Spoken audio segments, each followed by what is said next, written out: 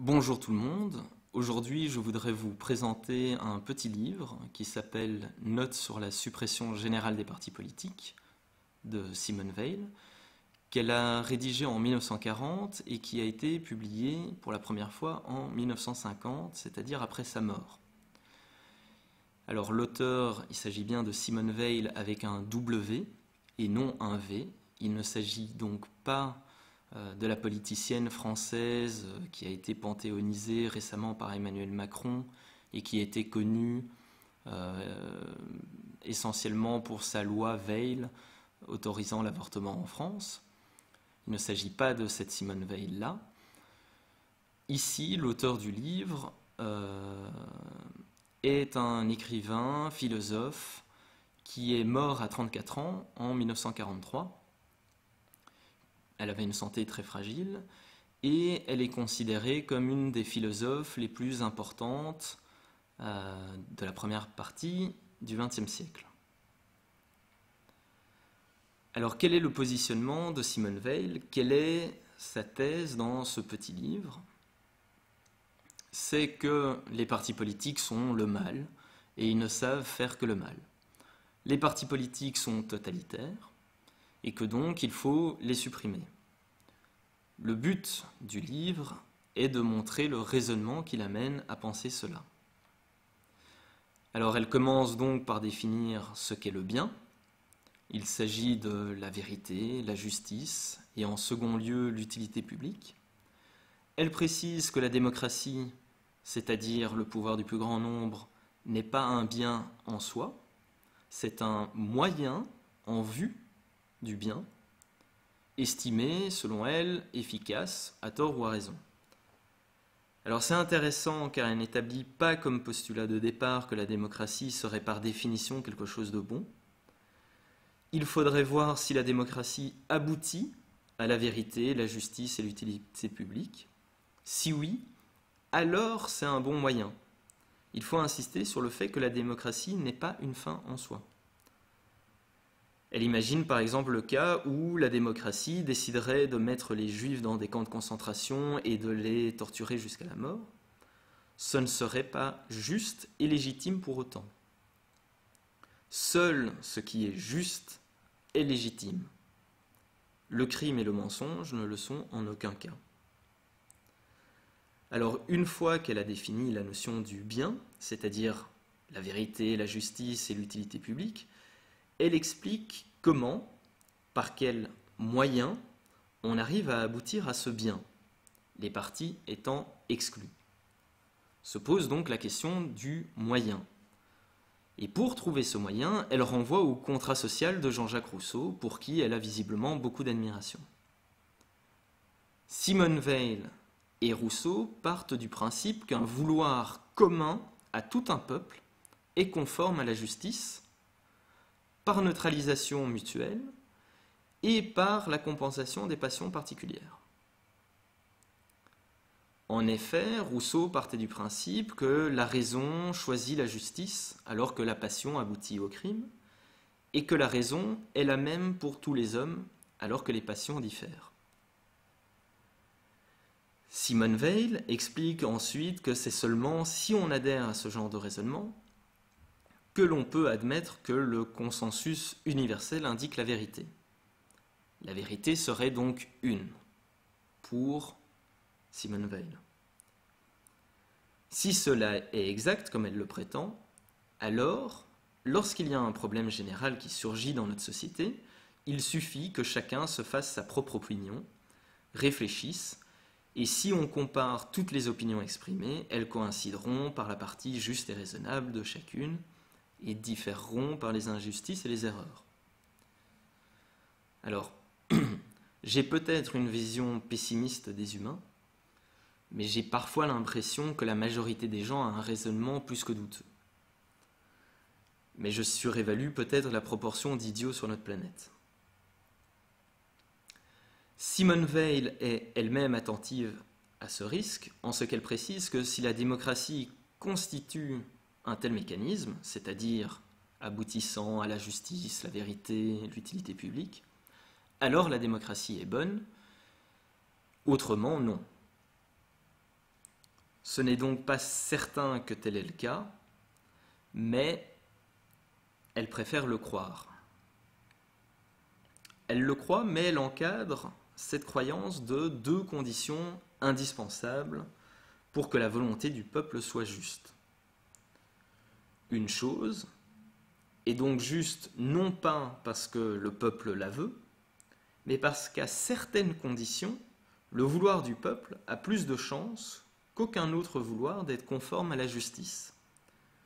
Ces conditions sont au nombre de deux, à savoir qu'il n'y ait pas de passion collective au moment où le peuple s'exprime, et que le peuple puisse s'exprimer sur des problèmes de la vie publique, et non pas faire un choix de personne. Elle donne alors le seul exemple, d'après elle, où telle chose s'est produite, c'est lors de la Révolution française via les cahiers de revendications. Le bon fonctionnement de la démocratie pose donc deux questions. Comment donner au peuple la possibilité de s'exprimer sur les grands problèmes de la vie publique et comment éviter les passions collectives? Pour ce faire, il faut, d'après Simone Weil, supprimer les partis politiques, et ce pour trois raisons qui sont justement trois caractères essentiels d'un parti politique, trois caractères qui définissent un parti politique. La première raison est que la seule fin de tout parti politique est sa propre croissance. Alors pour Simone Weil, seul le bien est une fin. Et de ce que je comprends de sa pensée, c'est que l'homme n'est pas assez attentif, dirons-nous, pour ne pas confondre le moyen et le but. Le parti est normalement un moyen pour atteindre le but qui, lui, est le bien, mais l'homme va malheureusement tout confondre, peut-être par fainéantise intellectuelle, et il va donc confondre le moyen et la fin. Le parti devant apporter le bien doit, dans la tête de l'homme, grandir pour apporter ce bien. Si le parti n'apporte pas le bien qu'il doit apporter, c'est qu'il n'a pas suffisamment de pouvoir et qu'il n'est pas assez grand. L'expansion du parti finit donc par être considérée comme une fin en soi, un objectif. Un parti est donc totalitaire en ce qu'il veut obtenir une position de domination. Elle souligne également l'importance de comprendre qu'un parti est en principe un instrument pour servir une certaine conception du bien public. Qu'il ne s'agit donc pas du bien public sensu lato, mais d'un bien public en fonction d'une catégorie sociale, bourgeoise, noblesse, prolétariat. C'est donc une fiction, ce n'est pas le bien public. Ça n'existe pas. Et selon elle, ce qui n'existe pas n'a pas de limite, c'est donc totalitaire. Elle est assez radicale dans ses affirmations. La deuxième raison est qu'un parti politique est une organisation construite de manière à exercer une pression collective sur la pensée de chacun des êtres humains qui en sont membres. Si l'individu ne pense pas comme le parti, il sera exclu et ne pourra pas agir efficacement dans les questions publiques. Et sachant qu'il sera exclu du parti, mais sa carrière peut en pâtir, elle aussi, ses relations amicales, voire familiales également. Donc sachant qu'il sera exclu, même inconsciemment, il aura un regard sur les faits qui iront dans le sens de son parti. C'est comme ça que, sur base des mêmes chiffres, des mêmes statistiques, des conclusions totalement contraires peuvent apparaître entre deux partis politiques. Et on le voit assez régulièrement dans les débats télévisés. Alors elle fait une parenthèse d'ailleurs pour expliquer que c'est l'Église catholique en lutte contre l'hérésie qui créa ce mécanisme d'oppression intellectuelle. En effet, tout catholique devait adhérer en bloc au dogme catholique, alors qu'il est quasi impossible de tout connaître sur le culte, étant donné qu'en plus des textes sacrés, il y a tous ces intellectuels catholiques qui ont glossé sur ces textes sacrés, et ce pendant des siècles. Cette inquisition catholique a donc étouffé l'esprit de vérité et l'esprit de réflexion. Ironie de l'histoire, d'après elle, C'est en réponse à cette inquisition qu'un mouvement de révolte a amené, via la Réforme et l'humanisme de la Renaissance, l'esprit de 1789, qui lui-même a apporté notre démocratie fondée sur le jeu des partis, qui sont finalement autant de petites églises qui menacent d'excommunication dès que nous ne sommes pas d'accord avec eux. Un homme qui adhère à un parti politique s'engage parce qu'il a vu certaines positions auxquelles il adhère, mais il n'a jamais étudié la position du parti à propos de tous les problèmes de la vie publique. Un autre risque étant qu'un homme qui entre dans un parti politique risque d'adopter docilement les idées du parti politique et donc arrêtera de penser par lui-même. La troisième raison est qu'un parti politique est une machine à fabriquer de la passion collective. Alors pour ce dernier point, Simone Weil ne développe pas plus que ça. Elle se contente de dire que c'est une évidence. C'est écrit dans son livre. Alors en conclusion, Simone Weil ne trouve rien de bon dans les partis politiques et ne voit pas ce qu'ils peuvent apporter à la société. Il faut donc les supprimer. Elle rappelle également qu'une loi impartiale, équitable et fondée sur une vue du bien public affaiblit ce qu'elle interdit. Il faut donc interdire les partis politiques. Elle considère qu'il faut également faire attention aux revues d'idées, car si on supprime les partis politiques, les hommes seront tentés de se présenter comme de telle ou telle revue d'idées. Nous pouvons d'ailleurs, je le pense, faire un parallèle avec les actuels think tanks qui restent dans l'ombre mais influencent grandement les hommes politiques.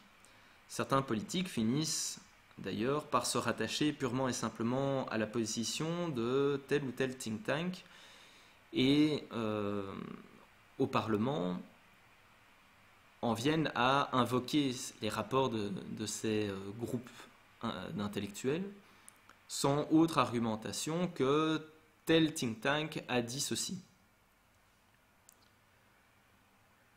Elle considère que dès qu'une revue d'idées commence à se cristalliser et à empêcher certains de ses collaborateurs d'écrire dans d'autres revues d'idées, il faut supprimer immédiatement cette revue d'idées. Alors elle constate que nous en sommes arrivés à une situation, elle parle en 1940 et c'est d'autant plus vrai aujourd'hui en 2018, donc on est arrivé à une situation où les gens ne pensent plus qu'en termes de pour ou contre une opinion. Que ce n'est qu'ensuite que nous cherchons des arguments pour justifier ce pour ou ce contre.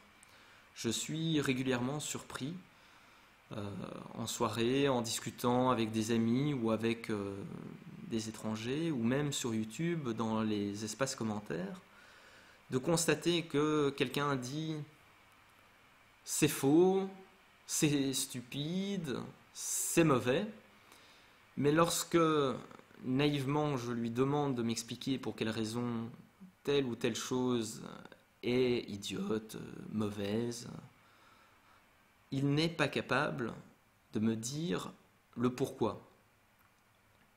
Et donc finit par dire un El famoso, je ne vais pas te mâcher le travail de réflexion, fais-le toi-même. En réalité, ils ne font que répéter le discours d'un intellectuel auquel ils adhèrent, ou d'un autre youtubeur, ou d'un parti politique, et ne savent pas en réalité pourquoi il faut être contre ou pour tel ou tel sujet.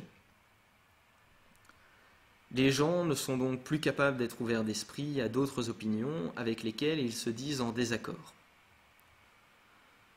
C'était donc la conclusion de ce petit livre, Notes sur la suppression générale des partis politiques. J'espère que cette présentation vous a plu et qu'elle vous aura donné l'envie de lire ce petit livre de Simone Weil.